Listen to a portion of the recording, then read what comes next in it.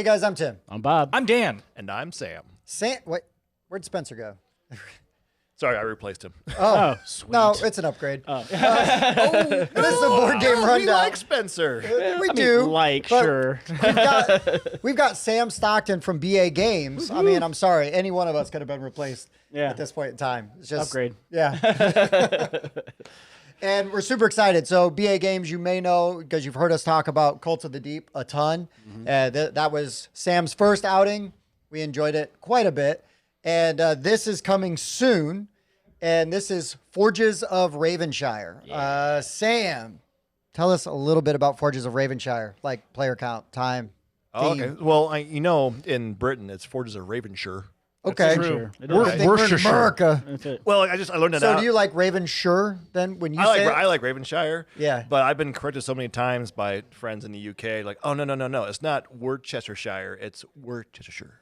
Yeah, Worcestershire. Worcestershire. But Worcestershire. also, here's the thing. No, not Worcester. Worcester. Does your made-up anthropomorphic animal thing take place in England? I didn't think so. No, it's Ravenshire. Yeah, so maybe they should calm down. Yeah. I don't know, man. I'm just trying to go roll the Wait, punches. now you created that name, right? You didn't pull that from an existing IP? No, so that's something that when we were creating the game, we're like, what are we going to call this thing? And so we had different ideas, but because we went with anthropomorphic animals, we decided, hey, why not have some history of like the animals and like kind of what happened? So Ravenshire. Shire. So it's a word that you created. So you can say say it however you want. That's right. Yeah. How that works. Bobby and I got you guys. That was a really long way to get there, but That's right. we were going to. So that gives me a defense now. Yeah, It's that's like, right. no, I created it, so I can do what I want. I'm sorry, is this Exactly. your world? Is this your world? No, it's my world. You're just living in it. So in your lore, then the ravens were the first anthropomorphic animals that lived in this area. Then they named it after themselves. Yeah, so actually, that was the whole idea behind it. You know, it's kind of funny because Dan, there's asymmetric player powers, and the Ravens have the best one because they own everything. They're rich. They're old. They're the old establishment. The rich get richer. That is true. It didn't help me at all in my gameplay. Amazingly enough, I was the faction you played the second game. Stomped everybody. So Yeah. No. I think it was just you. User error. No, I broke them in for you. Oh, is that what it was? Yeah. Do we replace them now and get an upgrade? Yeah. Oh, yeah. So that was how many players it plays. So Forges of Ravenshire is a 1 to 4 player game. So there's a solo mode Right. into it, as well as an optional, what we call AO, that kind of used for solo mode as well as for 2-player mode. And then plays about 25 minutes a person. Right on. So when you're playing solo, you're playing with an automated opponent. So it's about 50 minutes. Okay. And then so 4 players, about 100 minutes.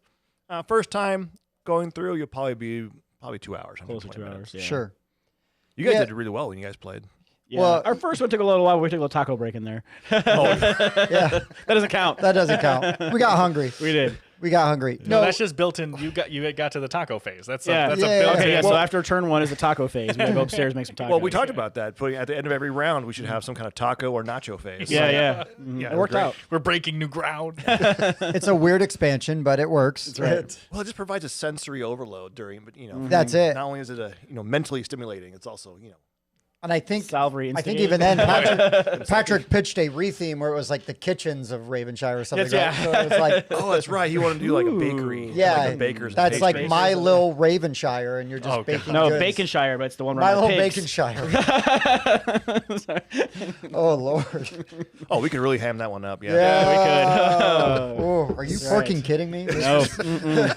So I'm actually very interested In the game itself? because I've played it much less than you guys now. Yes. Yeah. I played it at Origin. Correct. I That's can a never word. remember Origins. It was Okay, Origins. yeah. Yeah. So Big convention. yeah. There you go. So I played at Origins, but I haven't played it since then. And you guys have obviously played Right. a couple times since then. You've probably played once or twice.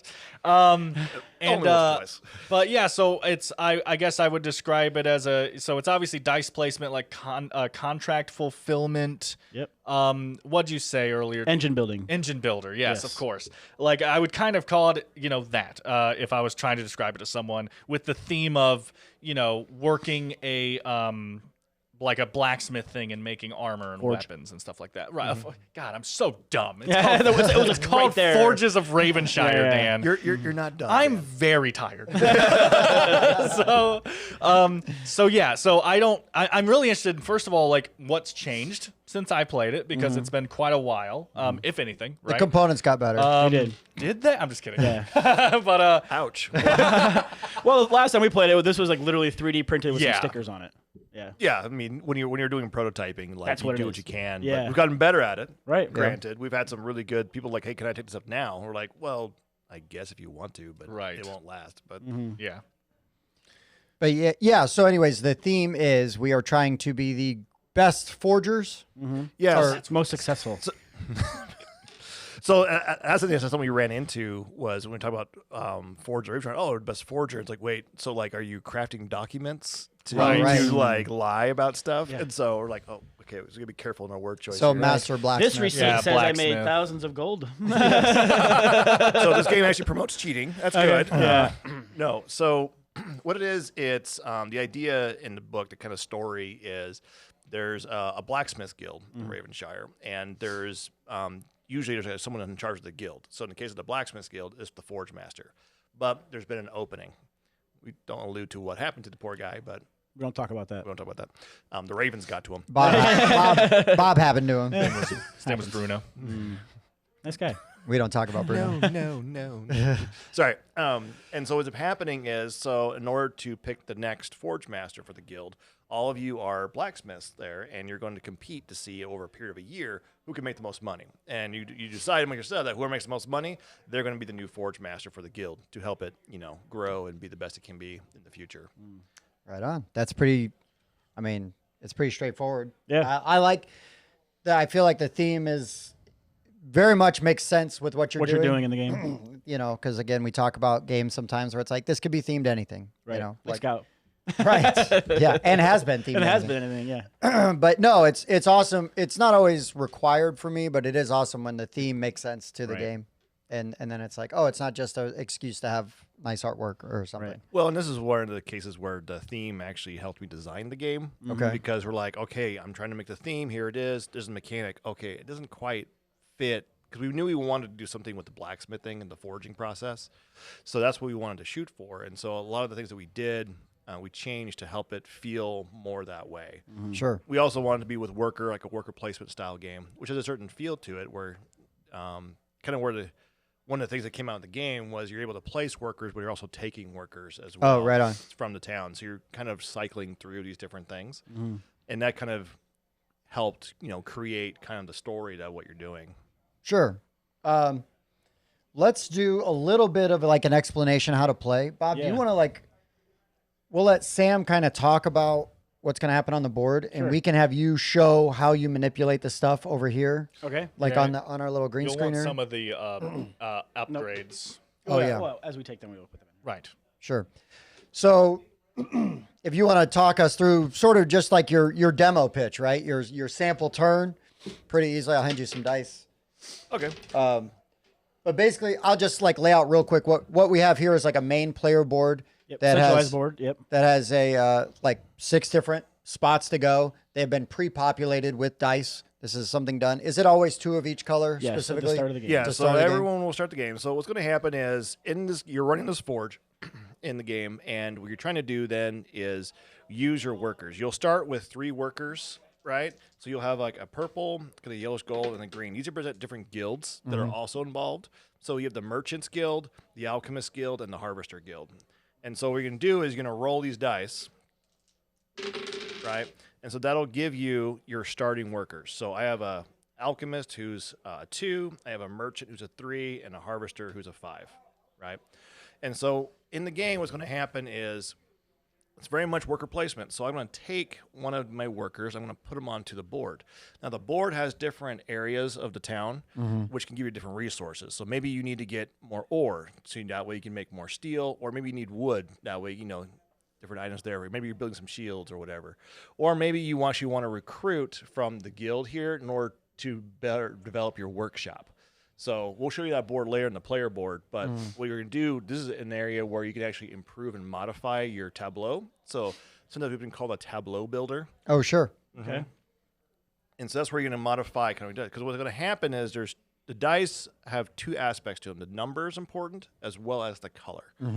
So, for example, if I were to take this 2 here and I put it in this location, right?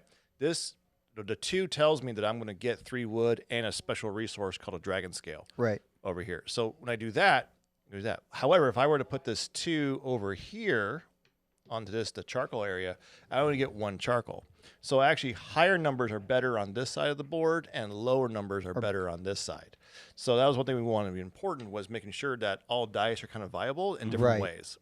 And even the middle numbers actually are important in production, which we'll get to. Yeah, I love that part. That would made it really tough for me at times. I mean, not that it needed it to make it any tougher, but anyways, go on. Hey, getting tough is good. That's good. Having difficult, tough decisions is kind of what games are, in my opinion, are about. That way, you're just not. It rewards you for not always just grabbing the 6 or the 1, right? Like, the I extremes. just grab the lowest die. And I'm good. Like, nah, Right. there's more to it and more nuance than that. Yes. Right. So Appreciate that. once I place a die, I do the action, and then the second part is I'm now going to grab a die. I can grab any die except the one that I placed. So I can grab maybe this higher number here, maybe this 5. So I'll grab this one, which will give me 2 charcoal and an ember gem. And so once I do that, I'm now doing that action, which people have seen before. So some of Shem Phillips games does this, Right, where like you Right. place a Place worker, Raiders worker. and stuff. Yeah. Love Raiders. That's good. Raiders of Scythia. Number 1. So you do that. But then what's going to happen, though, is you're not done yet. Because I grabbed this, the 5, it's great, but it's also the color matters. So Right. on your tableau, which Bob will so gratefully put over there, push it up. There we go. You'll notice that you'll have 3 different guilds, which we also use iconography. So for those who are colorblind, to try and help. And on that note, the dice are easy to tell apart also, so that's good. That's very nice. Thank you, Bob. We're putting that on the Kickstarter page. No, we chose to avoid red as a color for that reason. Yep. So in the alchemist, you'll grab the die, and it doesn't matter what number you grab, you now place that into the corresponding guild. So in this case, in the alchemist guild, and then you will run that guild. So in this case, I would get a talisman or dragon scale. Now, if I had more stuff in there, these actually slot in to the board. Dual layer board. Stole my thunder, Bob. Sorry. He's, Cannot help. I can't help myself. so excited. He is so excited. I got to admit, I'm obsessed with dual layer boards. Yeah. Absolutely. All my designs are like, can I put a dual layer board in this? Right. This is Yahtzee.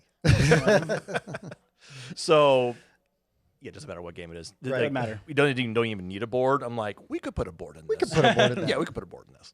And so what happens is they slot in, and then so if in this case, if I grabbed it, I would get the talisman dragon scale, I would get another talisman, and then I would also get an ember gem. So my tableau or my engine has improved. And so that is the choices you can make in the game is how you're going to do that. And so that's basically a turn. You're going to do that around. Place a die, take a die, run the guild. That is basically the game in a nutshell. Right. That's the gathering phase. So that's the first part of the thing. That's the majority of the game will be in the Right. gathering phase. So you go around 3 times to eventually you don't have any dice left to place. Then what's going to happen is you'll move into the production phase. So if you look at that player board, you have the tableau portion, but then what happens is the other side of it is your production board.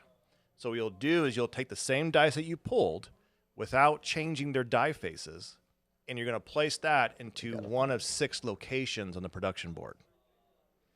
So depending where you put them, and this is where only the number matters. The color doesn't matter here. It's all about the numbers. And so this is where you'll have the different things. Well, maybe the 3 and 4 is more important because it'll increase my reputation as a smith, which means I can do bigger and better contracts. Right. Or maybe I want more money because in the end, money is the victory points. Right. Or maybe I want a low number so that I can produce a lot more charcoal, which will allow me to use my dragon scales, everything. So you have a lot of choices to make on how you want to do it, but only 3 dice to make them. Yeah, it's that's where for me the real brain burning part comes in because you're now managing all of these resources and trying to figure out how to optimize that. The nice thing that you've done with that is that phase, with the exception of maybe a learning game, like the first time you're teaching it, right. is you would maybe go one at a time just so everybody could kind of See walk how through it the works, process. right. But once people, by the second turn, and once people have played already, that whole thing just kind of happens simultaneously. Right. And Yeah. it doesn't become like a black hole where like a time suck, right? Or you're where- waiting for everybody where else it to do all drags their the stuff. game to like a complete stop. It doesn't do that. Like the couple of times now I've played it and stuff, that has never been an issue. There's been times where it's like, and we're learning. We're like, oh, so Sam, can I do this, you know, and this, and I'm sure you will speak to it, but like this, especially this aspect of the game is made for combos. And, Oh, yes. you know, Oh, yeah.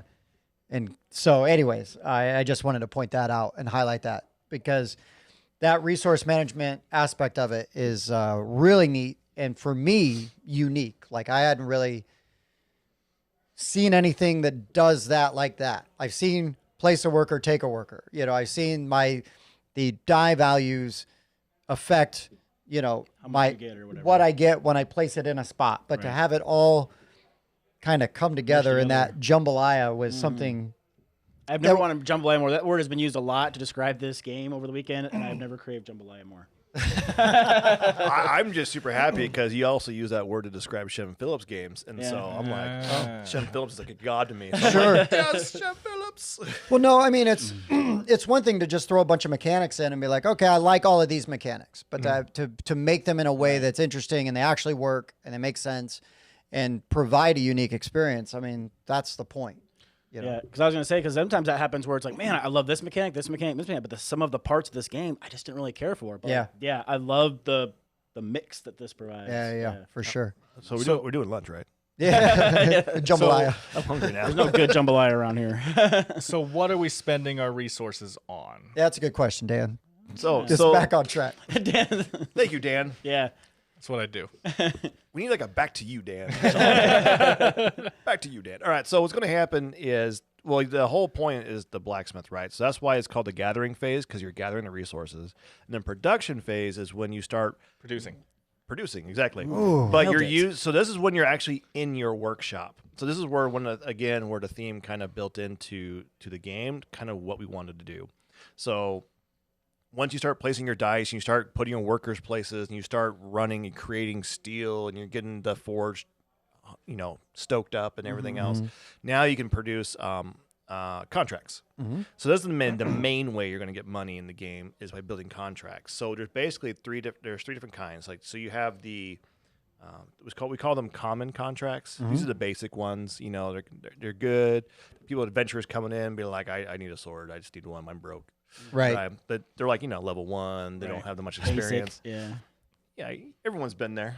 Oh, yeah. And so that's kind of the basic ones. And so there are 3 different kinds. Like the armor is very heavy into like steel and leather, but shields require a lot more wood. And then you also have weapons as well. And so that's kind of the main ones you work with. But then as you get better as a smith, as you get a reputation, you can do bigger and better contracts, like I said. So the next level will be like the exceptional contracts. This one you start incorporating like mithril, or you start incorporating ember gems into the product. And then eventually you'll create legendary items, which have like cool special effects on them. And like they show you kind of more of like how awesome of a smith you are, which also means comes with a lot of gold and reputation bonus. Right. Yeah, and even gives you extra items as well. And where the other ones, it usually just starts off with like An action gold token. and an extra action token, and then gold and then reputation, and then when you get down to the big stuff, man, you're really cooking. Yeah. It feels good because you're like, oh, I built a sword for like 7 steel, 3 wood, and a leather, and then like legendaries are like 14 steel, 8 leather, Right. And then you like do 5 it. dragon You're like, I make scales. $30. You're like 30 gold. You're like, all right, here we go. Yeah, it feels good when you can pull those off. I don't think I've made a legendary weapon yet. No, I took a contract once. Yeah, I almost made it. Well, that's I- right. You took it from someone. Yeah. Well, I didn't take it. I didn't counter draft anybody. I took the one that I wanted. He just wanted it too. I just want to Tell Jesse to calm down. was I don't know. Mike. Oh, okay. I just want to let Mike know that I appreciate him, and even though Bob was hate drafting on him last night, Mike, Hey. you are loved. Proof. So it looks like, because you said gold is victory points at the end of the game, basically, right? Correct. Whoever has most gold, Correct. thematically.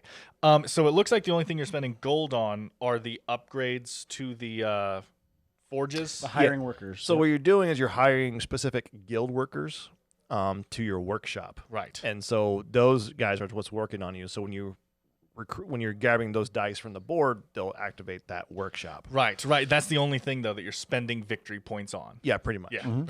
So that's when you gotta make it saying it's like, okay, well I spend 2 gold here, but that's 2 victory points. It's Right. yeah, right. You're investing, right? Right. Is what it really is. So usually what happens is in the beginning of the game, you gotta make some choices of what you really want to do. Right. But then as you get later on, your engine starts to really build. I think Bob can attest to the engine aspect of this game. That's one of my favorite things about this, because like a lot of engine builders, you're like, the first 2-3 turns, you're like, you do one thing. Right. You do one thing. This thing is like you start with the engine going. I remember us talking about that at Origins. Yeah. This is an engine builder where your engine starts on turn 1. And that might be why it just went over so well, right? Because again, engine building is a very fun mechanic. And when you get to the end of a game in engine builder, you feel really fulfilled. Right. But sometimes you really have to slog through those first couple rounds. And by the of time like, it's running, you're like, oh, it's over. I don't mean to keep like mentioning other games, right? But like, I really don't like the opening of like Terraforming Mars, right? It's just like, it just drags. Well, and that's why I like the Prelude expansion. Right. It's so important in that game, Right. in my opinion. Well, and again, though, you also are now circumventing the issue where it's like, I finally got my engine running, and then the game's over. And the game's over. Exactly. Because that's the other thing that really stinks is you build this great thing, and you're like, I'm only going to get to we're fire it off one Right. time if I'm lucky. Right, which leads to a this game needs another round or something, right? At least Right. an anticlimactic ending where you want a longer game. So that's really interesting when we're designing this game, because that is my opinion on a lot of engine building games where I just feel unsatisfied. And part of that is if you go to the design circles, they're like, well, good, you leave them wanting more. But at the same time, there's a point where it's like, no, I'm just mad. Right. Right. You got to satisfy them eventually.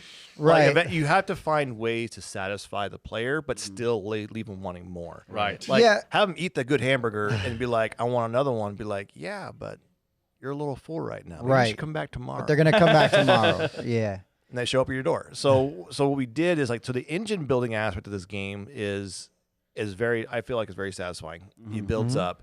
But the engine building is not the final aspect. The engine building allows you to then combo into fulfilling your contract. That's sort of the secret sauce in this thing is the combos, right? I mean, these are all the obvious things, right? The dice placement, I'm building my engine, but then like you don't realize it until it starts to happen that when those combos start firing off and you're like, oh, I can do this. I can do this. I can put the die here and run that guild again and do more stuff. That really does, again, though, right? That gives you more of that feeling that you've built up this engine. Even when it's still a small engine, it gives you this feeling that you built up this really big engine. And you're like, oh, the places will go, because it's really, cranking up. We get compared to Dr. Seuss now? I know. I'm living the high life right now. Bob told me he said that. But no, and I think that that's one of those like hidden things, in this game that, you just don't really, you're not really even going to realize until you're playing and it starts to happen. Because we can tell you, oh, the combos, wait till you see the combos. And you're like, okay, cool, I'll see the combos.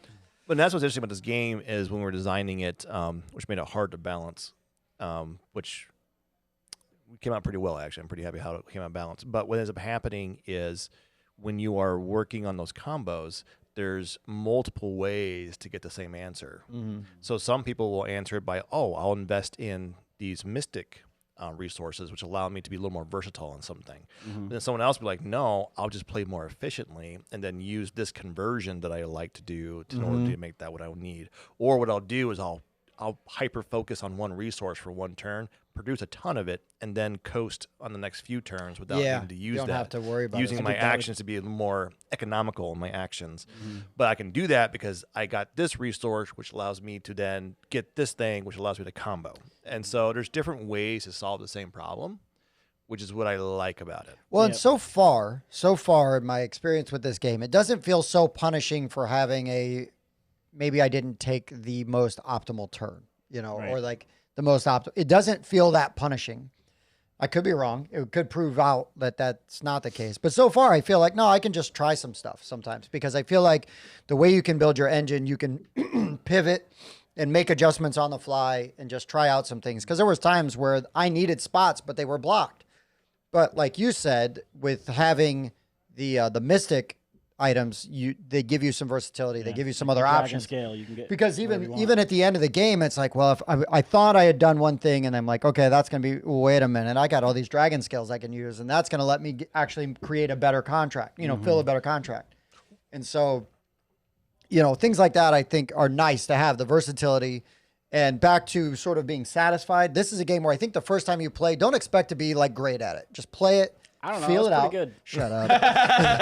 I mean, Bob won. I think by Maybe turn, if you're Tim. by turn 3 or 4, you're gonna like the game's really gonna Yeah. should be clicking or firing on all engines, right? Well- but I think you're gonna go. I want to play that again because now I know, right? I'm gonna go in and I've got a real idea. Like I want to try this, and I think that this, even if I played as the Ravens again, right, and use that ability again, it doesn't dictate that I have to follow this strategy. It just gives you a different, starting point. Right.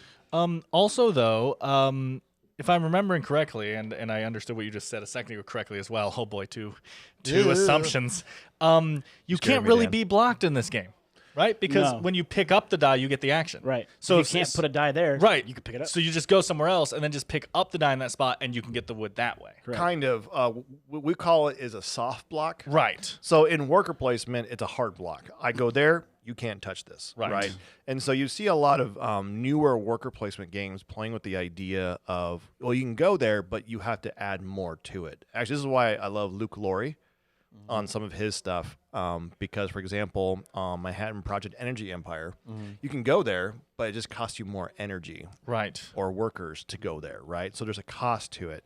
So in this game, there's a cost to it in that I may have this perfect 2 to go into the woods to get me all the wood I need. It's now filled up.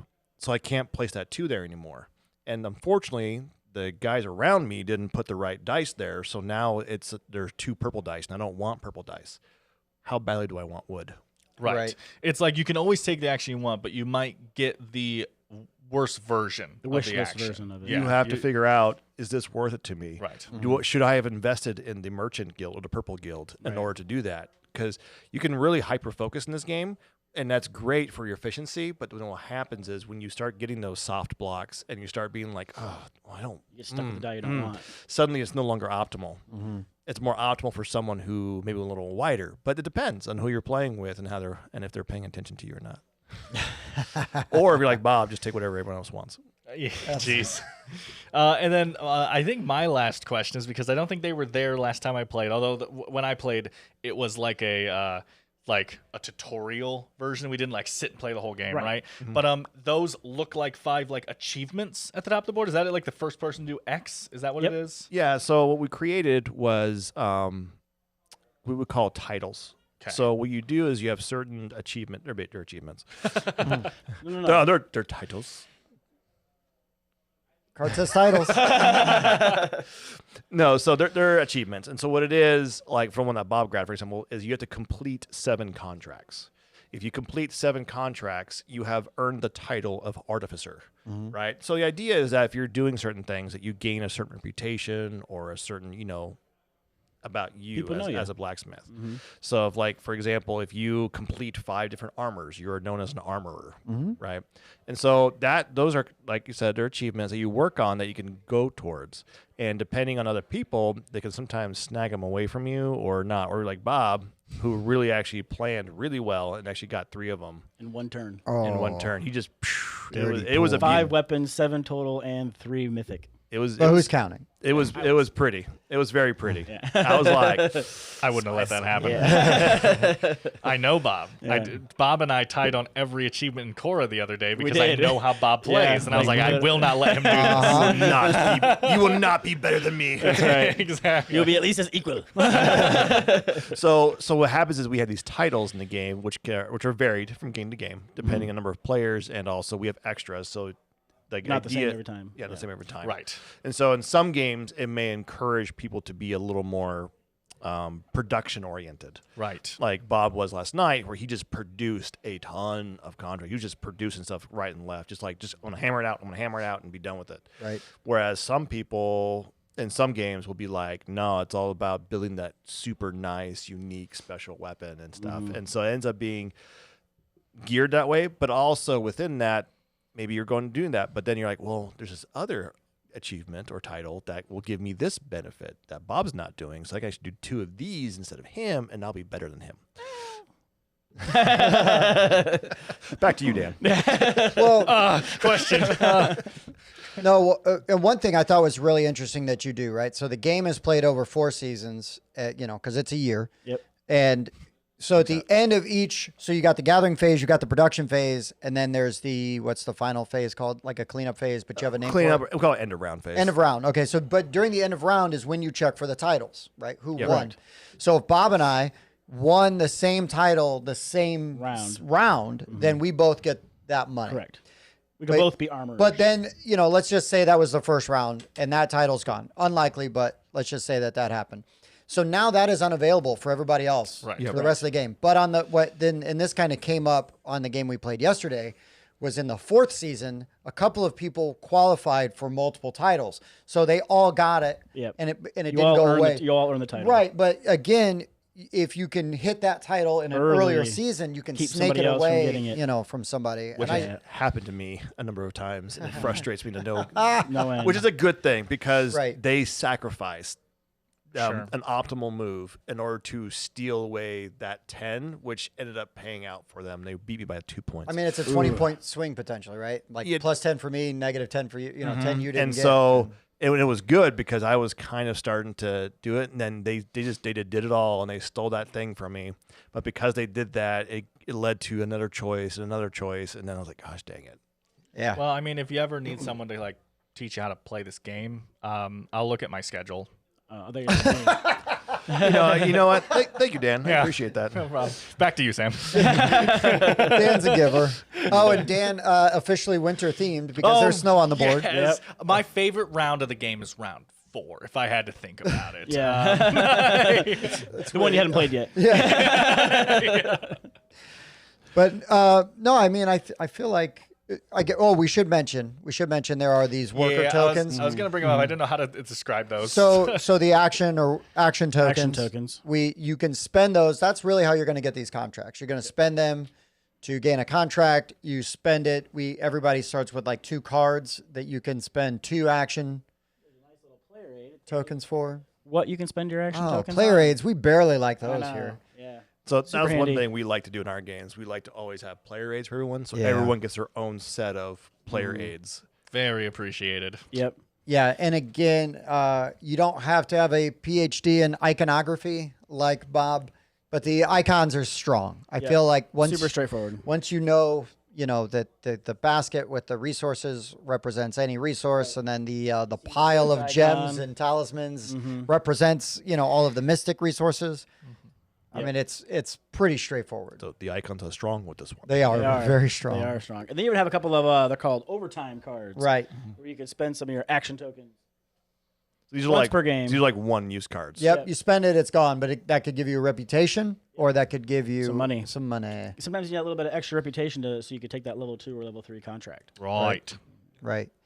But I mean, sort of in a nutshell, that's a lot about this game. It's got fantastic artwork. Awesome art. I love it. I love the art. Hold on. I gotta put this guy in here.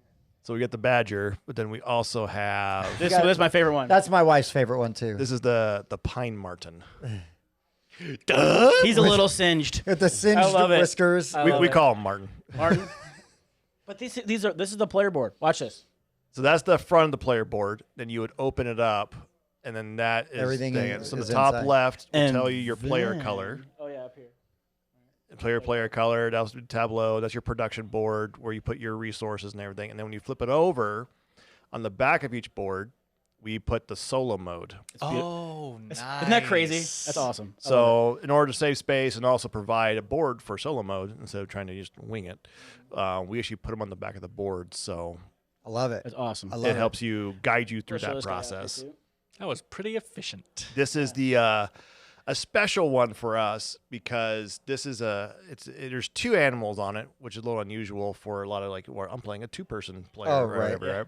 So it's a rabbit and a raccoon, but that's because if you look in the top right, there is OFPG, which stands for Our Family Plays Games. Oh, okay. Oh, nice. So they've been really kind to us as a company, helping us out, and just we've had a really great relationship with them. Sure. And so thank you, Grant, Mick, and Starla. We love you. Nice. But Nice. I've been looking for the board game rundown. It was well. The thing is Martin was holding it, but then it burned up. Yeah, it burned up. It blew up in his face. Yeah, Imagine blew up in that. his face. But the raccoon was oh crap. I think the raccoon is Starla's favorite animal. Oh, okay. And Okay. the rabbit was Mick's favorite animal. Nice. That's awesome. And yellow is Mick's color. Okay. That's what he plays. Got it. Got it. And I noticed, I'm not going to give any away, but there's a lot of fun little Easter eggy things going on here on the board. Oh, So yes. it's not just like the worker placement, spots and the icons Right. for that. I mean, it There's is some the cool town, art. and there's critters walking around and doing things Right. that look like things. And Right. Well, you can see oh, it's the merchant guild symbol here, right? It's the same guild symbol that's on there. It's the same guild symbol that's on your player board. Yeah, it's fun. I like it. I like it quite a bit. I do. We also have some Easter eggs to our previous game. But Yeah. Right. Yep. But you got to buy the board and look at it yourself. So Yeah, we're not gonna give away all Turn the that top down off right now. all the good That's stuff. right. It's nothing in this area, so don't pay any attention over here. Don't worry about it. Yeah. Don't worry about it. But well, anybody else have any other questions for Sam? Are we Well- gonna keep pestering him? What do Well, you got? are we going to go Oh, yeah, we into did talk- future plans? Yeah, let's and talk about stuff? future Like, plans. That's as a good in, like, idea. do we have any idea about Kickstarter or anything like that for the people? Yes. I genuinely don't know. Wait, didn't we help with this? No. No. So we are going to Kickstarter. The Kickstarter is set for April 18th. Whoop, whoop. Mark your calendar. calendars. Mark your count. Sorry, Hive Dan. mind. We were too slow. So April 18th, the Kickstarter. That's coming there. We currently have a pre-launch page up, so like a notify me. So if you're just looking for Forges We'll have a link in the of comments. or Ravenshire, in the In the description. comments. you can Yeah. get there. It'll be there. So go ahead, feel free to click notify me. You can also, find out through our newsletter, which we really appreciate at bagamesco.com. But in terms of that, so that's coming to a Kickstarter. We chose Kickstarter over GameFound. I would love to do GameFound, but it's just for us as a small company, we're not there yet. Sure. Well, you guys did all right on Kickstarter last time around, and I don't know because we didn't know you when you started doing Cults of the Deep and getting that one running, but I feel like this one's already got some buzz around it, like coming in to your campaign, and so I think that, like the game, I think your engine is already running a little bit when you when you guys start this. I think the partially is because from Cold to the Deep, I think we did well in that game. May not be everyone's cup of tea, but we delivered it reasonably well. Yeah. The game came out production-wise really good. Yeah, It did. Yeah, it did. I'm very happy about that one. You should be. You should be very proud of it. It's beautiful. And the components are great. They're just saying that because I'm here. Just kidding. Not true. I mean, I said it when I he can wasn't point here. out some negatives if you want. Back to you, Dan. So, in terms of the stuff, so I think what happened is we're starting to prove ourselves that we're not here for the short run, but Right. we actually want to be a game company and want to be here. And I think people are starting to see that a little bit. Yeah, you guys had a lot of attention from known quantities that we saw, like just walking around and like seeing like way bigger names than us, like talk Right. to you guys. And No, like, no one's interest- bigger than you guys. Well, we've got a. in our heart, we'll always be number one. That's it. That's it. But no, it was awesome. I was so excited to see people like showing a ton of interest because you had that huge, Forges banner up. Now, at least I think it was at Origins. One of the cons wasn't the title covered with the table, Yeah. but it didn't matter. It didn't matter what the name was because everybody was stopping because they're like, "What is that dude?" Yeah. doing? People what's that kept going badger?" like, hey, did you see the badger? Yeah. Yeah. So I mean, it didn't even matter that the title was covered up because everybody was still I stopping. kept Yeah, waiting though for iconic someone image, to. huh? I kept waiting for someone to come by and be like, "Badgers, badgers. We don't need no stinking badgers." That's Bob and I Yep. all the time, nonstop. We said it yesterday. I don't know if you We heard did, it, but yeah. we I were missed handing it. out we were Yeah, handing out players. I missed it. We're handing out player things. But Bob and I hive mind. It's just like you can't play co-op games and put us on a team Yep. because you'll be in trouble. You'd be in trouble. Someone is going to ask if there's an estimated price. Yes. I'm not trying to push any questions on you, but someone is going to ask. Yeah, Dan. So- And here's Dan coming again to ruin the mood. All right, so $1 million. no, Worth definitely not. it. well, because so my brother went all in on Cult of the Deep, and it was amazingly affordable. So I don't know what you guys did, like how your guys' distributor works and your production, blah blah blah, and everything, right? But so I'm assuming this is going to be less than 300. I'm just kidding. Thanks for that lead-in, Dan. It's only $2.99. Yes, I'm so good at this. Dan's a good hype person. I tell you that right now. So this game, we're looking at MSRP when it goes to retail at $65. Okay. We're working on see if that's going to be the final. It's pretty close to that's probably what it's going to be. The reason being is because each player gets a special book-like dual board thing, as Yeah. well as there's going to be a really nice insert into the game too. Nice. That's going to help store your tokens, so it makes teardown and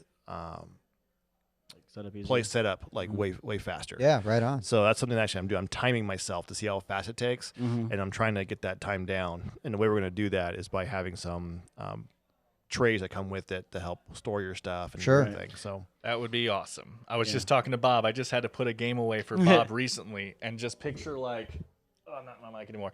Picture 30 of these, and the designer themselves said just put them in a well in the box, so they're all just mixed together, Jumbled in there.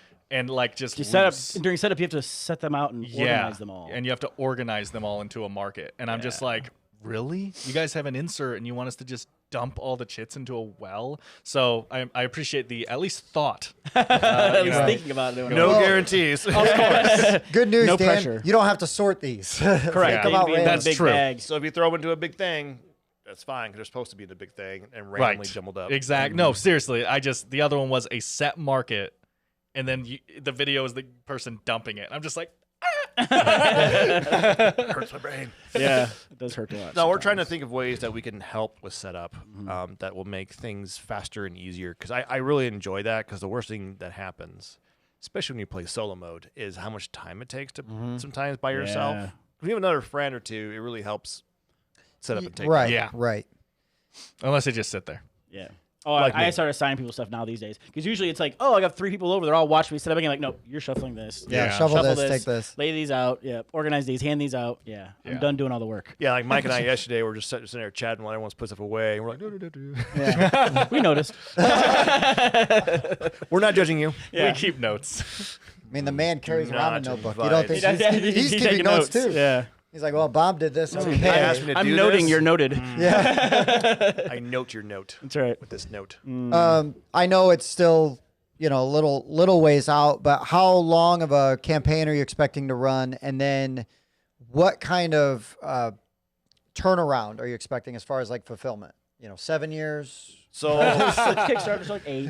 Okay. I have been in a few Kickstarters where that has been the case. I- I've gone 4. That's I- the record I've Yeah, had. I'm sitting on one that's 4 right now. I so. did one that took 8 years for them to sort of fulfill and then say they're done. Yeah, was that the Robotech one? Yeah. Oh, sorry. I love Robotech as a Name drop. I'm not going to go there. I have good friends there, but that was a I sad mean, it is day. what it is, So It was it's a sad. volatile market sometimes, and people don't always run their most efficient. Well, and that's something that it's important on a Kickstarter that you trust the company that you're going with. Yeah. And that's what we're trying to build. So that's why, for us, for example, we know it could be a risk. So the game in retail will be $65, but we're thinking about we're going. I think we're 100% sure we're going to do it less than that for Kickstarter backers. Sure. That's always a nice Right. incentive. Just right? a little bit because we appreciate The you trust. coming to us and the trust. So that's something that we like to do for backers is definitely try and definitely lower the price at MSRP. How much? Well, I'll get more into that later. $64. $64.09. No, it'll be less than that. We're probably if we do 65, it'll be 60 probably Okay, yeah. to give you $5 off. I know, and you're paying for shipping, and I appreciate that. Right. No, I mean, a deal, it's always nice to get a little bit of a deal. And then if there's deluxified add-ons or a versions, little and things like Which that. we will have. Yeah. Very excited about that. So I think that's part of the trust. And 2, also we have delivered Cult all completely, Right. And I think we did it right. We worked with everyone. We shipped everything out, and it turned out pretty well. And I think we treated our customers well. And there was, I felt like there was a ton of communication, you know, and I don't think anybody was getting antsy, or too antsy about stuff, because sometimes Delays happen. yeah, sometimes delays happen, and there's a fine balance, right? Because some people, they're like, well, I backed the game, do I get it tomorrow? And you're like, no. That's not how this works. And there's some people that are like, it'll get here when it gets here, and there's a lot of people in the middle. They're like, as long as you're communicating, like, Right. hey, look, we had like these proofs weren't good, or it turned out this wasn't great. The insert we were working on just isn't going to work. We need a little more time. I think all reasonable people are going to be like, well, yeah, my stuff's coming, and I would rather wait. If I got to wait 4 years and I get a dynamite product in the game, it's like, well, yeah, it sucked that I invested for 4 years, but at the same time, I forget all about it the second I put that game on the table and start playing it. And this is everything I hoped it would be. It's tough sometimes because 4 years is a long time. Yeah, it sure is. It sure is. It sure is. When my wife's like, you spent money on what? When are you getting it? And it's, I've gotten that before where it's like, so I have a budget and it's like, I spent my budget this year, but where's your game? It's not here yet. Oh, it's going to be here next year. Maybe. Sometimes you're like, the game doesn't exist. Yeah. Does it technically exist? It can kind of work in your favor because then, like, you just order games and they show, oh, I backed this years ago. You don't remember me backing this years ago? Like, it's just now getting here. that works like twice. Well, that actually can say happened from last experience. year. I got a bunch because the pandemic kind of pushed them Exactly. back. So Right. I did get a bunch. So I'm like, I'm swimming in games right now. Yes. Buying the same budget because I spent my budget last time. Right. Mine is this next couple months, like literally the next 3 months or it's something. gonna I be have like huge. 6 games that are Right. supposed to deliver. It's going to be an insane Awesome. start to That the you year. paid for like 3 years Exactly. ago. Yeah. Like, investments paying off. Yeah. So to get back on track, back to you, Dan. What's a track? Because you asked about timing wise Yeah, for yeah. the Kickstarter. So Cold of the Deep actually was very close to a year. So once we finished everything out, we were off by 1 month. I was so mad. Australia started because we finished in March and we did the Pledge Winter open like early April, and Australia got their copies April the next year. Okay. I was so mad that we were so close to getting everyone else. We ended up getting everyone else May, June timeframe. Yeah, So- I remember because it was around Origins. Yes, it was very tight, and I remember having lots of discussions with the shipping. Be like, this needs to go out before Origins. Like, I need this has to happen. Right. And they were very accommodating, which was good. They're like, okay, I understand. We don't want to, like, yes, these need to go to backers before we show up to Origins. And so that was very good. Yeah. In terms of for this game, our plan of attack when we do these things is I actually like to do most of the work up front. So when we do the Kickstarter, most of the prep work will already be done. Right. So like these pre-production copies we got, they're actually from our potential manufacturer. And we're already going through, okay, we need to change this, we need to modify this before the Kickstarter launches. Right. So once the campaign is over, we can say, here's the files, here's the stretch goals we've added, go. Print. Yeah. Print this thing. We're done. Like the goal is not to play around afterwards. The And goal be- is to be done beforehand. Right. So we're super excited about that because I think that's a good business decision. 100%. Yeah. I know that the games that I'm waiting on for years is because sometimes they don't even begin tooling on the miniatures until after the After it's funded. Which the Kickstarter. is good funded. thing is we're not doing miniatures, so we don't Oh, have wait, to it worry about doesn't have that. miniatures? What? One. And cut. I thought I was gonna man, have like a little badger in front of me. I when was doing so playing. well. No, I want miniatures, but it's an investment in a lot of tooling and stuff. And Right. Which, maybe I'll look into it maybe for some. But in terms of right now, if that happens and we do a miniature, it will be tooled and everything before we launch. Sure. Because I am not. That's our goal as a business is get that So done. do you expect like a year and a half then turnaround on Our goal is less than a year. Optimal, right? I get right. Like things happen. If I had my wish and everything went perfectly, we would start printing. If it was on April 18th, we would start printing probably end of May. And that's assuming you ran like a month-long or 3-week-long campaign? It's somewhere probably be around somewhere between 18 and 24 days. Is Yeah. probably what we'd be at. If we did that, I would definitely I would try and get it printed in May. By the end of May, have it shipped. It'll go June, July, and we would have it in time for Gen Con. Oh, Would wow. be the absolute Right. If there are no Yeah. production errors. Right, 'cause it's not perfect. nice, And they're like, yes, sir, we're waiting for you to print. Right. Just push the button. Oh, yes, as first in line. Oh, yes, here's your ship. Walk on board. Right. Place that there, please. Would you like some tea? You've You're been, like, Right. you've Right. been living in a dream world, Neo. that's the pill I chose. I all right? got a red and a blue. Take your I pick. like that idea. All right. Yeah. That's probably not going to happen, but we really would like to do it before Christmas. I mean, even then, right? That would be amazing. It would be. Right? I mean, because the other thing that people do love, and again, I don't, as long as I get my stuff, I don't always really hold it against anybody. But like, people do love like the quick turnarounds when you're like, wait, this just funded.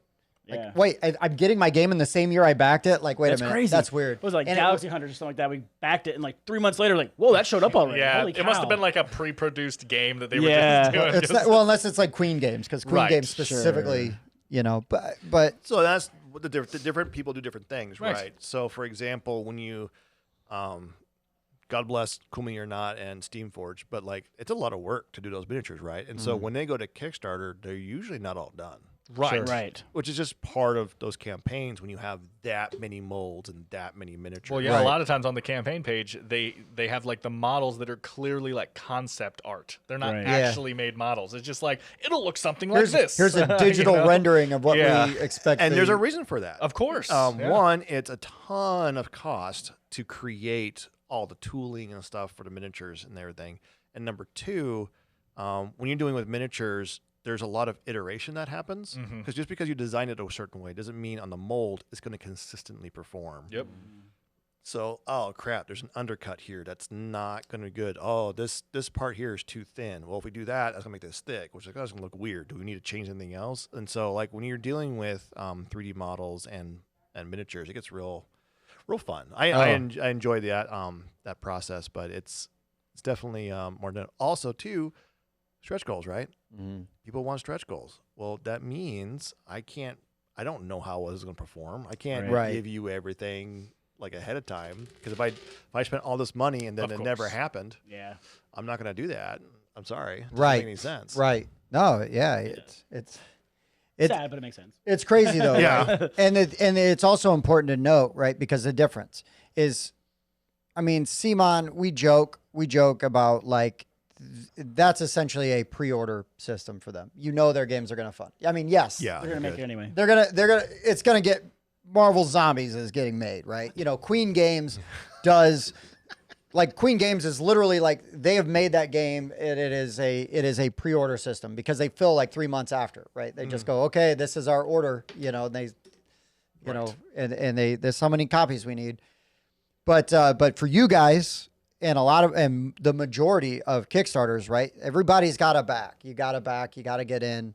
You know, you got to follow it. You got to share. You got to talk about it. Because if it's a game you're interested in, I can't tell you how many times, but especially before we did the show, where it's like, oh, have you guys seen this game? I really hope it funds. It's so close. Like, you guys should back it because we're so close. You know, and it's, I cannot imagine being a creator and you're like $100 away. You know, even if it's just like 3 days, you know, in a day or two, and you're like, somebody pick it. Because I imagine you guys watch those numbers like we watch our subscription numbers. We're like, ooh, we got some. Oh no, we lost some. Oh, we're back up. It's kind of interesting though, because like 'cause you guys, it's all the time, right? Yeah. Every time we release a video, like, oh, how's that going? What's going on here? Right, What's happening? right. And so for Kickstarter though, it's like an event, like it's a one-time thing, Right. And so I remember, so we take the command center approach. Okay. So for Cold to Deep, we actually set up in my basement. If you were to go down there, you would see 4 or 5 monitors. There's 2 of us with like adjoining desks, and we have monitors everywhere. We got notes. We got I got people on like speed dial. Oh, that I'm sure. ready to call. I had the graphic designer on Discord so that, okay, we need to update this. And he's like, okay, got it. And so we like, it was like live in plan. Sure. it was really kind of cool. But that's how I do it. So we're sitting there like, all right, we're tracking our charge. All right, so looking like, okay, we might get it anywhere between 28 and 34 hours. When that happens, we're going to release this press release. Oh, right. And so we're trying to like plan ahead on that stuff. Well, I can't imagine that any of that hurt you at all. Like, I feel like that only helps. I cannot imagine a scenario where being that organized and planned and ready and anticipating it. I mean, other than your own personal life and stress, but like from the business aspect, because I've seen, I mean, we've looked at a lot of Kickstarters over the years. I mean, I've been backing Kickstarters since 2012, 2013, probably. Fifth. Yeah. I have to plead the fifth on that. And so, you know, you can see where it's like people just slap stuff together and it's like, well, you know, I got this idea for a game and, you know, and that rarely flies anymore. You know, 5-6 years ago, there was more, I feel like there was a lot more of that, but now like the vultures come out and we'll just start picking those guys apart. And so if you've got a really good base and a setup, it seems like you defend against some of that. Yeah, and so it's kind of interesting that Kickstarter has changed over the years. So, like, Jamie Stagmeyer wrote a book, right? Which he literally wrote the book, and then retired from it. Like, oh, I'm not going to do Kickstarter. Well, because and that depends on the company. Jamie Stagmeyer has changed a different business model now, and he's able to do that because of his games and the quality of his games he's been able to do out, and just very high quality company. So when it comes to Kickstarter originally, like it really was, you know, here's a napkin, here's some cool ideas, let's do it, right? And that's where you see today, you see a lot of arguments back and forth, like should Comia not be on here or not? And I'm not going to get into those arguments. No, that's a whole different. We could do a lot of hours talking about that. Yeah, you can. But when it comes down to it, is Kickstarter originally was, you know, very mom and pop, need the money, thing, but that's changed in that doing business is very expensive, right? Creating these copies, for example, was not a cheap thing for us. Right. Being able to take a manufacturer, get a manufacturing level job on these things does not cost the same as a normal board game. Because when you create 5,000 board games on these giant machines, it's very cheap. Doing 12 on those same machines, you still pay the same amount of money. Bob said there was only 11. There's only 11 You might want to check your stock Bob, again. can you remove that square bulge from your... It's a growth I've had since birth. very square. Yeah, shape. he got I a have badger noticed. tattoo over it to make it blend in. Yeah. Yeah, he keeps... For some reason, there's a copy that keeps, like, disappearing. Yeah, it's really weird. Weird. And so when you're dealing with a lot of this stuff, so what's happening is there's almost like a professionalization of Kickstarter. Because number one is you're trying to instill confidence into your backers, right? That, hey, and that's the only way you can really do it. Unless you've been around for a long time. Like if Jamie Stagmeyer were to slapdash something onto Kickstarter, which you never would do, I don't think. Yeah. But if he were to put like, here's a napkin with a picture on it, and here's a game idea, people would back it. It would probably... He's a known quantity, right. Exactly, right? Whereas the rest of us, we are completely unknown. No, you have to go out and say, look, I had this Kickstarter that was not only successful, but also delivered on time. You know what I mean? Or in a well good amount of received. time. And look at the quality job we did. This Right. is not going to be a bad investment for you. It's going to be fun. It's going to be a certain level of quality that you would expect from a game. Right. This is not some fly-by-night company. This is a legit, Yeah. it's a legit It's not a product. Fireball Island remake. Yeah. Oh my gosh. Oof. Sorry, that was a bad Oof. No. I'm not involved in this, by the way.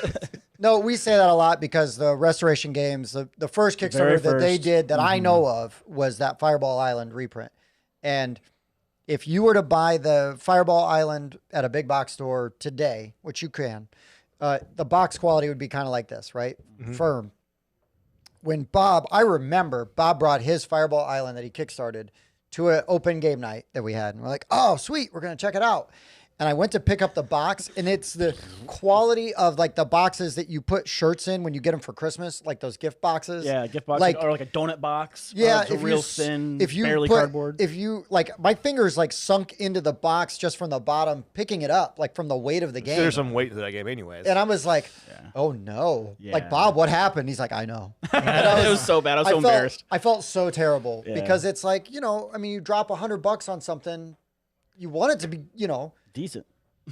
I mean, you could buy the old one and that box is going to hold up, you know. And this is where I feel like I have to defend publishers for a second here. Oh, no, go for it. I don't, I'd like to see you try. But everything else at Restoration is like, so for that reason, Bob didn't back like Return of the Dark Tower. Correct. Right? Because it's like, well, it looks really cool and fun, but that box was garbage. Right. You know, and The Return of the Tower is It's very amazing. nice. Oh, it's Very amazing. nice. Spencer So backed it, good. and I'm like, dang it. It was did a really good job so- with it. Downforce. I think that's the other one Oh, they did. yeah. Okay. I'm a huge fan of that one. But so anyways, that sort of experience soured him and kind of put him off it for a minute. And that's something like that with Kickstarters, right? Because we only have so many times to make an impression. Right. And usually the game that comes in first, that's your impression, which is why I was so freaking scared about Cult of the Deep at first. Until I'm like, this is quality, we're going to be fine. But until then, I was like, what do people think? Okay. Like, it's just kind of figuring out, getting that first impression. You only allow one first impression, right? Right. Now, you can recover. But stuff, but like, so the publisher, like, you're trying to make decisions, not only on, okay, we made a game, it's awesome. All right, so when we actually publish it, what kind of material we're going to use, you know, how we're going to do this. Is the box really that important? Yes. Yes. So, important than they gave but you. if you can, Yeah. but you, like, as a publisher, you're constantly like, well, okay, we can make it more expensive, Right. and we can make less money per game, Right. but that means I don't pay someone for graphic design, or I have to pay less for graphic design. And- So Right. it's Yeah. always it's not always a zero-sum game, but in some ways it kind of is. There's only so much budget that Sure. you're trying to balance And on I- different things. You're trying Right. to like, okay, this one's more important than this one or this. And we've seen, I mean, you see a thing where it'll happen where it's like a Kickstarter will fund, but they'll cancel it anyways because it's not going to make enough. Yeah, that's happened a couple And that's times. an argument to And have. I don't love that either, but I Yeah. feel like, did you not like plot out what you should actually be charging? And because do you But they wanted so want much to know more. the publisher side of that story? I would love to hear the publisher side of that story. All right. So not gonna get into the arguments, right or wrong. I'm not gonna get involved. No, with I that, but from a publisher perspective. So people back winners, not losers. right. Right. And so, and in the algorithm for Kickstarter, not sure why, but it's been charted multiple times that if you do well in the first 48, 72 hours, Right. ideally 48, that you will get more attention to your Kickstarter.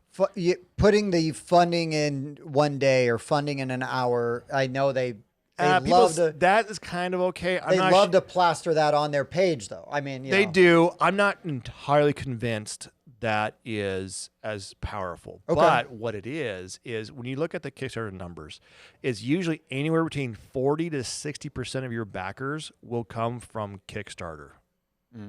Meaning that even if you if I brought 1,000 people to my Kickstarter and I got 1,000 backers, you're talking an extra 400 to 600 backers would come just from the algorithm from Kickstarter saying, just hey, putting it in their face. like, so when you go to Kickstarter, like, hey, recommend these games. These games are doing well. That's where actually about half your traffic is coming from, give or take. You can ask Andrew Lowen from Crowdfunding Nerds more about it. Okay. Because he does some math on it. But it varies. But just using roundabout numbers, half of your crowd. So actually, I misspoke. Actually, if it's 1,000, right? You're talking, you know, half of that is 500 people. So if you did 2,000 backers total, 1,000 would come from Kickstarter. So don't check my math on the first one. That was bad. You're good. But Edit. nah, it's fine. I'm not perfect. You'll see that 200. We'll loop it later. Yeah. Yeah. So I need more. Yeah, I need more of this. Yeah. That's a lot of nuts. Wow. Let's just get them That off was Squirrel spewed Guild. Get them all with the over- cut valve. Well, now you got to leave. We have This to is keep damaged. it. Damaged We goods. can't send this. So we're down to 11. All Yeah, right. 10. 30, you'll be $30. I was like, I don't want the damaged one. I want the good one. Exactly. So let me just clarify this. Right. All right. So Okay. if 1,000 backers, right, it's estimated that you yourself brought in 400 to 600 and vice versa. 400, so about half, 500, right? So that means from Kickstarter, which means the algorithm is working in your favor if you can do that. The reason why you have a lower number is not because we all know what it takes to produce it. Majority. There's a few who don't, but majority know this is my number that I need to get. I am not, if I said, okay, because the actual number to produce the number you want, you're not going to like that number. Yeah. Yeah, I believe it. I believe it. Because Cool Mini or Not says, I think it's like some of the numbers have been like 300,000 or 500,000. Right. Right. Their real number, 1.5 million. Oof. Probably. Wow. Give or take. To make it profitable. Totally. Right? To, No, to produce that game. Just to produce it. Oh, to say, hey, break even. That's why people don't think realize on Cool Mini or Not, when they have like the $3-4 million things, they're not as successful, I think, as people think they are. Sure. But that being said, so hot take. No, this is the stuff that I like to learn about because I feel like it gives me a better standing when I'm trying to present information or talk about things, right? So I love having these insights. I mean, Dan and I have these conversations all the time, where it's like you just get all this extra knowledge. It gives me context, and so it's different for different companies though. So for example, someone like Renegade Games, who has a very established distribution channel, right? They make a game, it's going to go into Alliance and GTS and ACD and all the distribution channels. It's going to go to all different places around the world. Us smaller people, we don't have that access. Right. So when we do a print run, it needs to be like, I'm selling it direct. I might get some in a distribution, but it's not going to continually sell. I have a few months in distribution, maybe, but then I'm selling it myself, either through Amazon, conventions, or whatever else. So that the majority of that print run is actually on the backers. So that's why if you want my real numbers, you're not going to like them. Oh, sure. You're going to be like, how much do we need to raise? And it's like, yeah. Right. Sorry, you need to pretty much pre-buy. Because when you're doing print runs of like 2,000 or 3,000, it gets pretty expensive per game. You really need to get up to like 4,000, 5,000, 6,000 to really start to see down. some of that cost out. Because then you start being, oh, okay, yeah, now we're starting to see. And honestly, if you're going to be a professional company, it needs to probably be more than that even. So that's kind of what you're looking at in terms of that. So in terms of like what you need in the front end, hate to say it, but most of us lie to you. No, I mean, it makes sense. It makes sense. Because I think we've talked about that before, and I've never said it as well as you just said it, right? But like, it doesn't, like CMON, for example, they don't always need to make $1 million off of every game, but they're going to get all of those games out into publication, into distribution, right? And they're going to continue to make money off of those games. Well, even to a certain extent, because I don't think CMON's as strong in distribution because of the way their games are with the miniatures. That's why you have their Kickstarter version and their retail version are very different from each other. Yeah, that's true. I mean, Marvel Zombies just did that, right? So they don't have all the like, I was shocked. I picked up a copy of Marvel Zombies and it was like, why is this only like $35?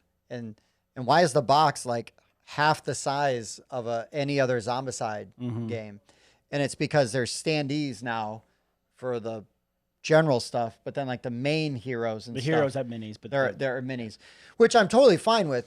It brings that production cost down. It also then rewards the Kickstarter backers for backing it on Kickstarter because now they've got the nice fancy Deluxified bits. But so I didn't mean to cut you off. I was just no, it's real interesting to actually look at the Kickstarter business as a whole and how different companies handle it. But when it comes down to it, is Kickstarter is literally that. It is a boost or a jump for the company because we need, especially for our smaller companies, we need that initial boost in order for us to actually make the game. Okay, like we could produce it, but we'd be so far in debt that we would just be like, well, this can suck. Right. But the problem is too, the reason why Kickstarter is used by, in my opinion, Cool Mini or Not and others, is it's the marketing, right? So when you deal with Kickstarter, you're getting the hype. We have the board game rundowns of the world, right? Right. Because, so like if you go straight to retail, there's a lot less hype. But you go to straight to retail when you have a strong distribution network. So like AEG's, here's a few other ones. Well, I mean, like Plaid Hat. Yeah, or, sure. Like they can go straight into retail and they'll do okay. They'll get pushed. There'll be a lot of hype. They have enough people liking their games. They've been around. They'll be seen. People will order them. Where you have some unknown company and they're like, EA Games, right? EA Games, we're here. We feel like we have something to offer, but like no one knows about us. Right. So Kickstarter is really good, but it also is true that same applies to bigger companies. Even if you're like, because how many people cover the hot game? Oh, sure. Right. right? Like Andromeda's Edge right now. Go Luke. Go Peter. Love you guys. Andromeda's Edge is super hyped right now. Yeah, big time. Big time. Right? And so they could go do something else, but for that game, it's really better for it to be on Kickstarter, even though they're a slightly bigger company, which they're actually not that big. We love you guys. Yeah. No, I mean, I don't think that's a diss on them. I think they're actually kind of deceptively a smaller company, but have some huge games. We look- literally and As a whole in the figuratively. game industry, we look a lot bigger than we actually are. Yeah. Yeah. But no, I mean, that's all awesome. I love that kind of stuff, that insight. And because that's the other thing, right? Is Jimmy that's just clanging away on his keyboard and it's like, this campaign sucks or, you know, blah, blah, blah. I mean, they don't know. I don't know that they always know or take the time to look into some of the reasoning, you know, and so And that's like, totally fair because as a backer, it seems unfair that, well, Right. why wouldn't you put the right number on there? You Right. should do this. And the answer is, like, we could, but it would scare most of you. Right. yeah, And some of you would be like, no, I'll do it. I'm like, you know what? You're right. You would do it. Thank you. You're a good person who will like who believe in us no matter Right. what. We Right. appreciate that. But I hate to say it, but we're not marketing to you. Yeah. Well, again, it's like, Right. yeah, so there's the 5 decent people that would do it, right? Okay, if you 5 are going to do it, the game costs $120,000 each. And just if you guys back it, we'll start production. Like, it's just like, we need more people, than that. And so you have to get the fence sitters because if someone's not going to back your game and it's not their type, they shouldn't back your game. Right. They should never be pressured to back your game because you're going to have a bad experience, right? So that's one thing people need to, I think also, that's a whole different story we can get sure. into. Don't buy games you know you're not going to like. yeah, that's a good tip. Bob, stop buying every game. No, Bob. I host keep game buying days games. for I host game days for people that I don't play the same types of games as them, and I like Sure. to have variety for people to play games. So. And that's good. And that's a different kind of thing, right? You're getting something out of that. Don't buy a game just for hype. Buy a game that you think you're going to like. Do your research. Yeah. Do your own research. Sorry. I don't think Hive Mind's working there. No. Back to you, Dan. Just off. Hey guys, I'm Spencer from the Board Game Rundown. I wanted you to know that we have started a Patreon. Right now, it's $5 to join. It's going to help us a lot. We want to give you more content like this, and if you want more content like this, help us out. Like I said, it's $5 right now. It may start going up if we get a lot of people, so get in early. So in terms of just you're trying to get the fence sitters, the people who are like, maybe this could be Right. good. But it's not doing, and you hear it all the time, it's not doing that well. I Maybe hate something's that. wrong with this game. I hate that. Because for them, it matters because if you're on the fence, you're trying to rationalize why you should spend the money on it. Sure. Sure. Right? And so every little thing counts. The look of the game, who's reviewing it. The reviewers are not really for the people who are your fans. They're for introducing you to new people and finding those fans. Right. But also for those who are on the fence being like, normally I may not do this. I kind of like these games. I've had a few that I like, but so-and-so says this is actually pretty decent, and he describes it like so. Right. Okay, I might see myself buying that game, playing that game. It helps to have it. For me, it has always helped to have the game explained, whether I'm reading it in their campaign or if I've got a nice video, whether it is done by the people that have made the game or a reviewer or somebody, whether I know who they are or not, like, links to this is how it's played. This is this stuff. I mean, you can watch a sample turn. You can, Dude. have the rules explained. I mean, I'm not trying to elongate the Kickstarter conversation, but the most annoying thing to me on a Kickstarter page, so pay attention. No, the most annoying thing on a Kickstarter page to me is when the video at the top of the page doesn't show any gameplay. It's like a lore video. Oh, right, In yeah. our world, you are merchants that do this, blah, blah. Wow, the artwork is great. The story is great. You better- And then it fades to black. and you don't see a single element of game. What is better, the game? You better reach out to Can't command cancel center. video, Yeah. change, set up, add. No, again, Gameplay. I don't mind lore, right? I like that stuff, but talk over gameplay if you're gonna do that. When it's just drawings that are popping up of the art Right. and everything, and then they just explained like the story of the game, and then it fades to black, and I go, I mean, that's What fine. am I doing? That's I fine could write for that a in the back of the box. That's fine for a Facebook reel or a Sure. TikTok, right? But but for the video that's trying to sell your game, even if it it's did nothing. Let me even know if it's about the dice game. rolling across the game board and they're going into slots, you know, like ooh. Yeah, but so this is why we do that. I hate it. This is why. One, because that excites us.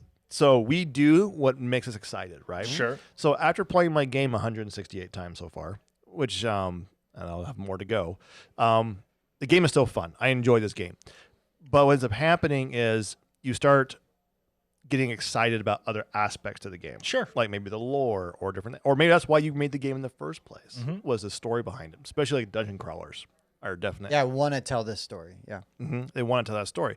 But the problem that comes down to it, that's what they're excited about. But because you've seen it 168 times, that's what gets you excited. That's what you think. The problem is that's not the correct answer.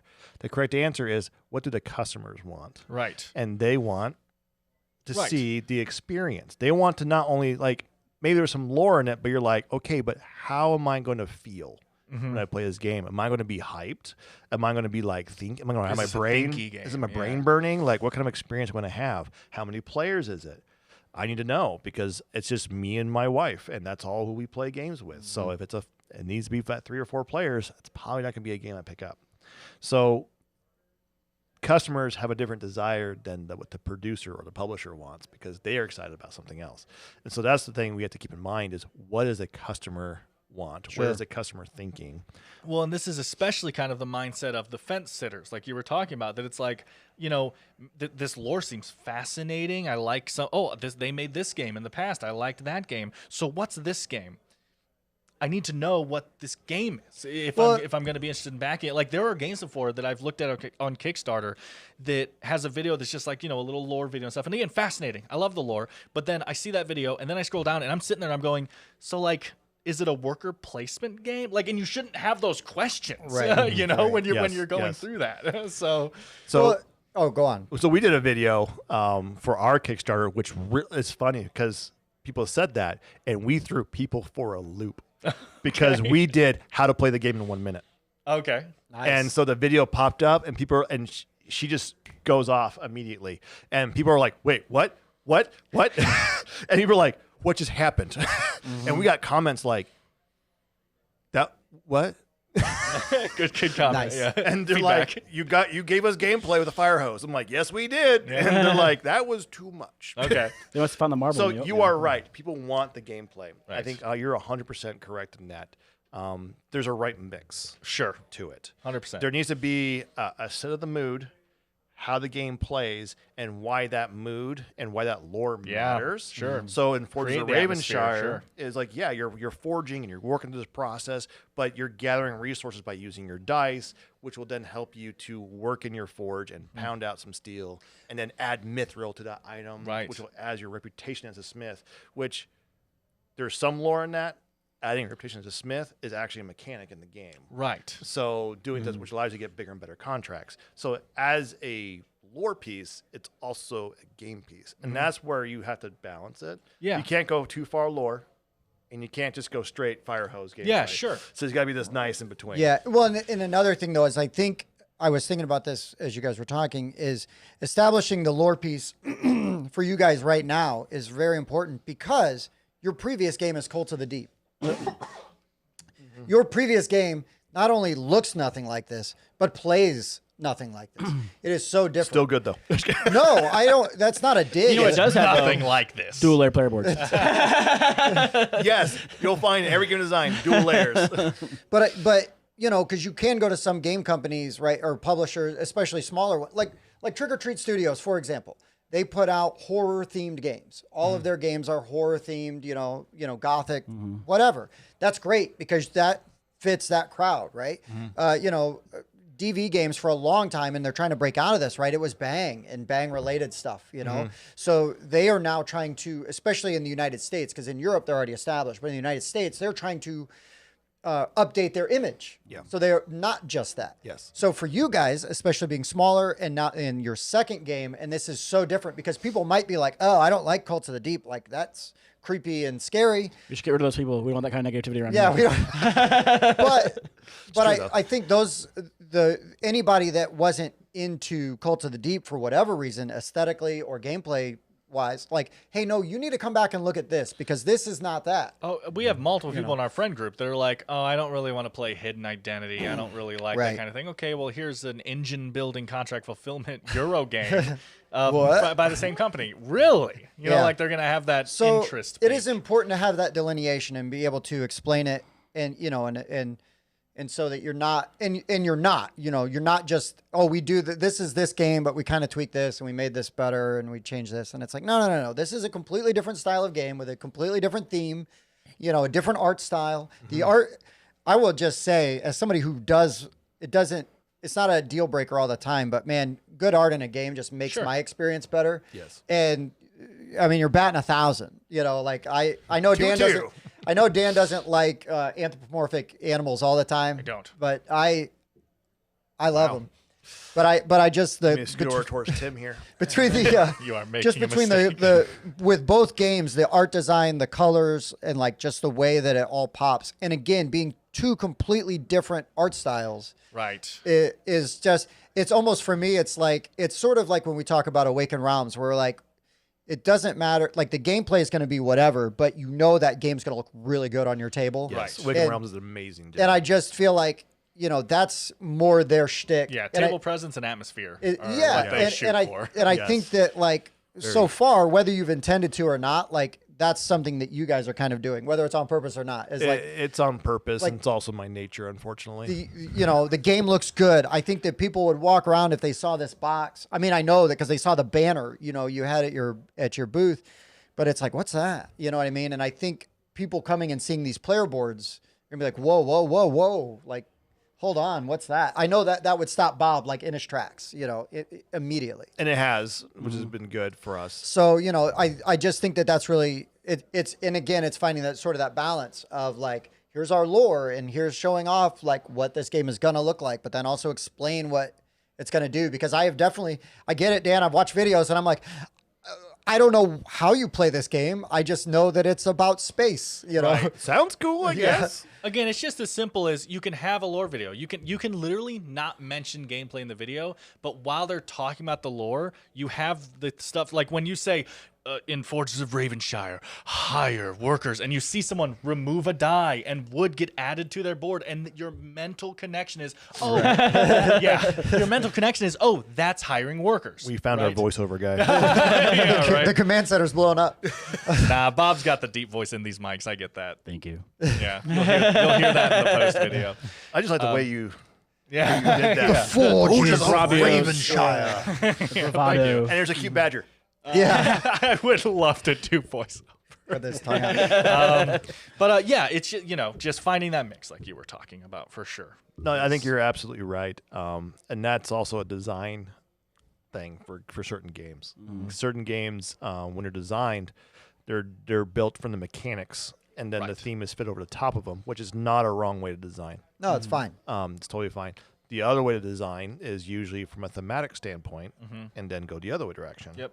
So you're trying to fit a certain style or a certain feeling, right? And so that's where, when you go that route, it makes it a lot easier because the game is following a narrative. Exactly. All the wording makes sense. All the iconography makes sense because we're building from this world we created. So everything fills in its own blanks. Which is good for the narrative feeling, but sometimes it can falter in that it can feel unfinished or clunky because the mechanics are not as interesting, right? And Or don't mesh as well because the theme took Well, my over theme in says some I need to do places. this, so I'm going to shoehorn this mechanic Yeah, in. And, you're right. like, And then what happens is All right. someone says, well, what if I do this? Technically, it's legal.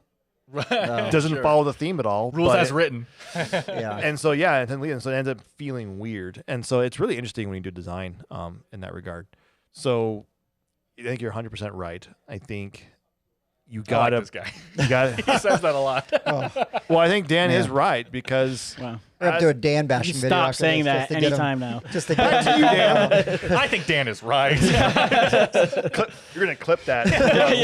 Every morning you wake up, you're like, Yeah, my alarm. Dan, 100% right. All right, here we go. Yeah, it's gonna be a good day. Dan's gonna edit a 20-minute video that he just plays on a loop in his house. Daily Sure you want me here over affirmations. Spencer? 'Cause I don't think Spencer says that. Well, we're regretting it now. Yeah.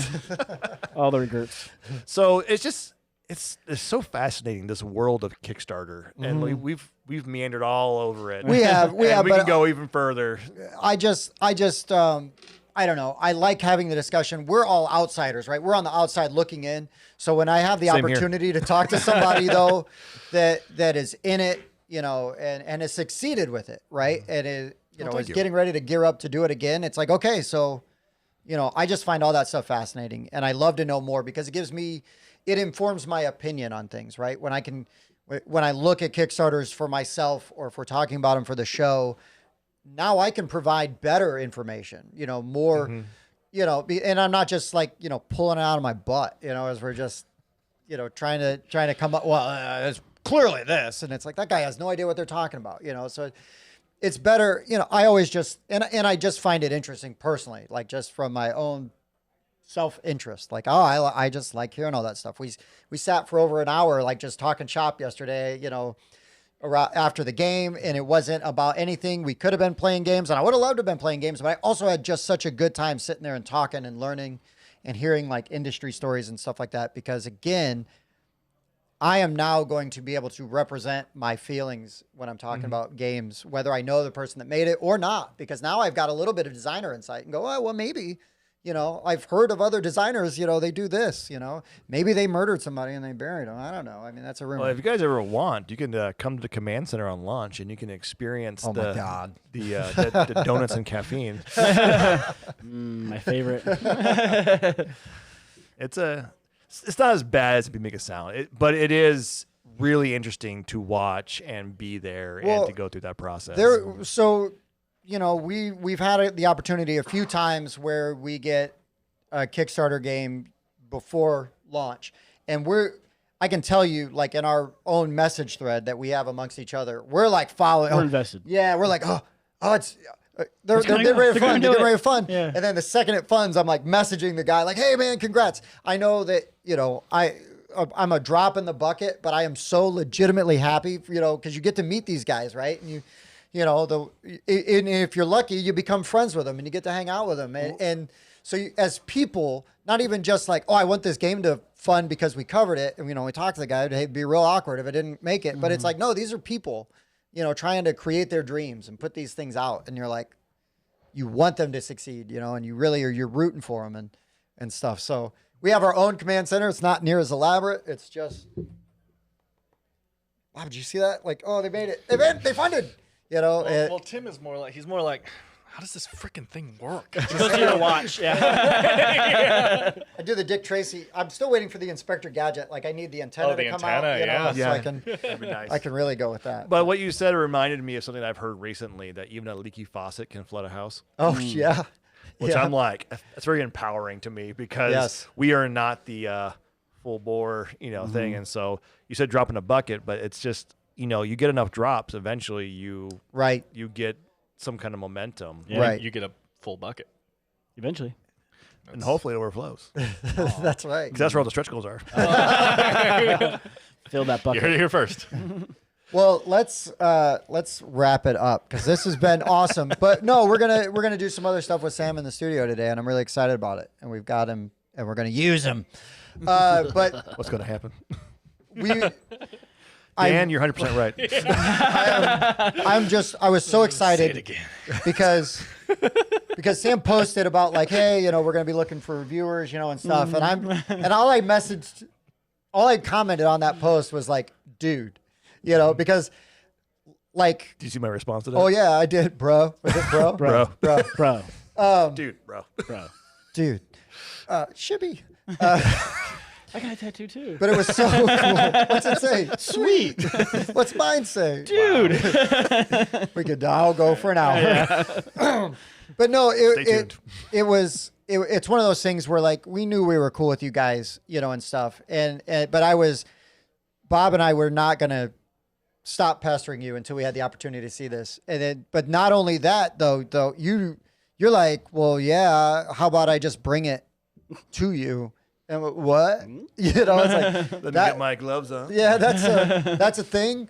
And so no, the fact that you rolled in here, man, and you didn't just drop off the game, or you didn't just send us a copy and say, hey, thanks, you know, I'll let you know when you need to send it on. But like, Well, in all fairness, you want to make sure that we played it correctly. yeah, it's true. I know you guys. He does. You've seen the videos. That's why I didn't teach it. However Dan teaches it, that's the way it needs to be done. Oh God, here we go. But So no, first you all give me 20 points. And that still doesn't help. And Bob still wins. by 100. Haven't even played. But no, man, it was awesome. Thank you so much for coming in and spending time with us and talking to us. I'm so grateful for that, man. Yeah. It means the world to me, you know, and I'm getting all teary-eyed. It means the Ravenshire to me. the whole Shire. it totally helps 100% that we are legit excited about this game. Yeah. Like we all love It makes it way easier to talk about a game when you like it. Oh, that's good.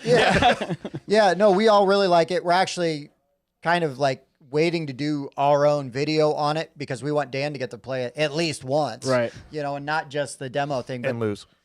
We'll see. I did really well in the tutorial, but that's fine. Not to brag, it was one season. It was one- just me versus yeah, Bob, in and the quarter I of the term. won. So I'm just saying. But man, I'm over the moon. I'm really excited for this game. I know it's going to do gangbusters. Oh, yeah. You can say that we're forging a relationship together. With the board game rub down. That's right. Well, after, pounding away at the forge all day, That's you it. could use a good rub down. Does anybody else have? Forging arm's starting to hurt. I've been Dan. Yeah, I was just gonna say, has anybody else got anything super awkward to say before we sign I don't off? think so. Okay, yeah, Bob's gonna really hit it home. That's right. All right, guys, for the board game rundown, I've been Tim. That was Bob. I was Dan. And I am Sam. We'll see you next time. Back Forges. It's really good.